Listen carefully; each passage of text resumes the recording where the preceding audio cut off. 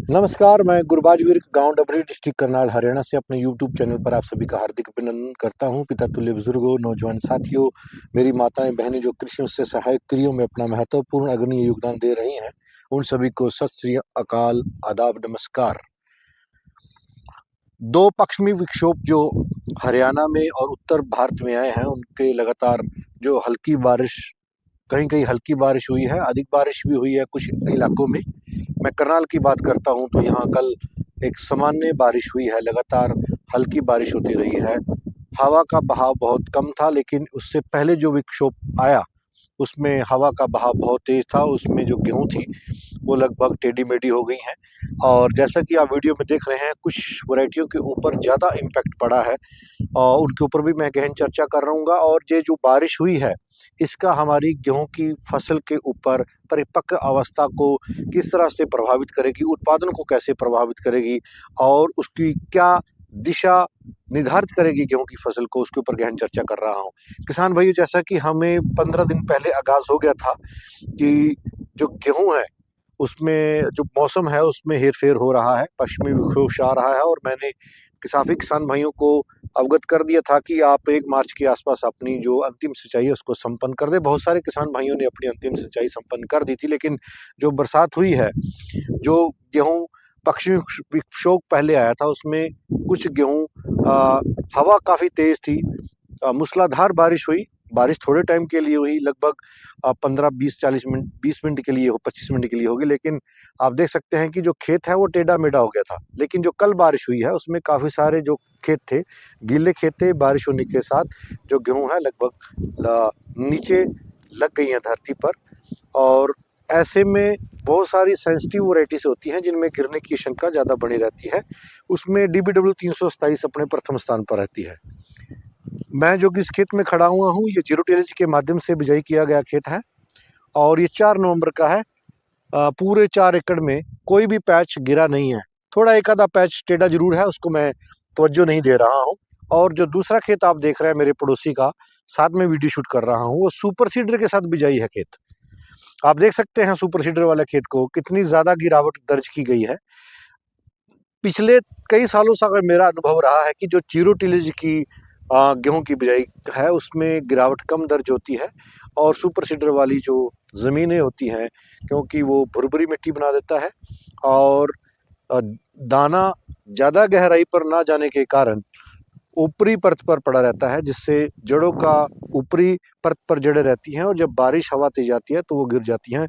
तीसरा सबसे महत्वपूर्ण कारण, जिन गेहूं में पानी लगा हुआ था, खेत गीले थे, गेहूं लेट बिजाई हुई थी, वो खेत भी लगभग गिरे हैं। जो खेत गिर चुके हैं, जो अपनी परिपक्व अवस्था लगभग दाना बना चुके हैं, उसमें कोई भी उत्पादन में कमी नहीं आएगी। इस जो बारिश हुई है इसका प्रभाव ये पड़ेगा कि हमारा जो गेहूं है वो अपनी परिपक्व अवस्था अब लेट लेगा, लेट गेहूं पकेगी। लगभग 10 और 15 अप्रैल के बीच में हार्वेस्टिंग शुरू होगी। इसका किसानों को बहुत बड़ा फायदा हुआ है। ये कह सकते हैं कि आपका 2 और 3 क्विंटल उत्पादन बढ़ गया है। और जिन किसान भाइयों ने अच्छे स्प्रे दिए हुए हैं, माइक्रो न्यूट्रिएंट दिए हुए हैं, उनका दाना भी आप देख सकते हैं अच्छा दाना बन के तैयार हो गया है, काफ़ी मोटा और सुडेल दाना है। और ऐसे में हम उम्मीद कर सकते हैं कि पिछले साल का रिकॉर्ड जो उत्पादन रहा, 30-31 क्विंटल का उत्पादन हमारा रहा, लगभग सभी किसानों का 30 क्विंटल का उत्पादन, 28 क्विंटल रहा है।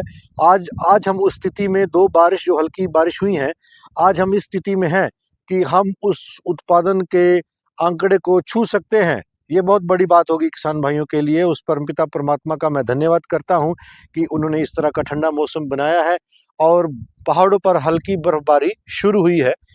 इसका आगाज़ अगर कुछ दिन तक रहता है तो फसल की हार्वेस्टिंग लेट होगी। जिन किसान भाइयों की अभी दाना दाना भराव कम हुआ था, जहाँ 15% दाना बना था, वहाँ थोड़ा नुकसान होने की संभावना बनी रहती है, क्योंकि अभी दाना अपनी पूरी अवस्था में नहीं आया था, दुग्ध अवस्था में था। तो ऐसे में उन किसान भाइयों का उत्पादन नीचे गिर सकता है। जो किसान भाई नवंबर के प्रथम सप्ताह में और 15 नवंबर तक, 20 नवंबर तक बिजाई कर चुके थे, उनको कोई भी उत्पादन में कमी, गिरावट दर्ज नहीं होगी। हाँ, ये ज़रूर हो सकता है कि कई बार हम कंबाइन हार्वेस्टर जब नीचे से गेहूँ काटता है तो हमारा जो रेज़िड्यू है, जो नाड़ है, वो नीचे रह जाता है, तो शटरा रीपर उसको नहीं उठा पाता है, तो किसान भाइयों को तूड़ी का नुकसान ज़रूर हो सकता है। तो ऐसे में आपने ध्यान रखना है कि शटर रीपर चलाते हुए आप नीचे से रख के, ज़्यादा मिट्टी भी ना है क्योंकि हमारे पशुओं ने उस तूड़ी का उपभोग करना है और पशु बीमार हो जाते हैं। तो इन सभी जो मैंने सावधानियां बताई हैं उसके ऊपर आपने गौर करना है, ध्यान देना है। और इसी साथ साथ मैं ये भी बताना चाहता हूँ कि जो अलग अलग बरसात के बाद किन किन वैरायटियों में गिरावट दर्ज की गई है उसके ऊपर चर्चा करेंगे, उनका पूर्ण विश्लेषण बताएंगे। DBW 327 सीड प्रोडक्शन प्रोग्राम मेरे पीछे लगा हुआ है, गांव के बिल्कुल बैक साइड में हूं और बहुत सारी वैरायटियां हमारे पास सीड प्रोडक्शन में लगी हुई हैं।